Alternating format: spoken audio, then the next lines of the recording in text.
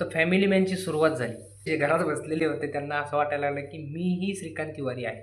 कारण कारण असं झालेलं होतं, की त्यांना असं वाटत होतं, की श्रीकांत तिवारी ही आपली लाईफ जगत आहे. मीही तेच करतो जे श्रीकांत तिवारी करतो. भाजीपाला घेऊन येतो, घरातली सगळी कामं करतो. असं करता-करता त्यांनी दुसरा सीझन काढला. तोही हिट झाला. आता हा तिसरा सीझन आलेला आहे आणि तिसऱ्या सीझनचा ट्रेलर आलेला आहे. बॉस ट्रेलर बघून मी तुम्हाला सांगतो ना, भाई मेरे तो रोम-रोम में ऐसे हलचल मच रही थी. एवढा सुंदर ट्रेलर मला वाटला तो. स्पेशली सांगावसं वाटतात 2 गोष्टी.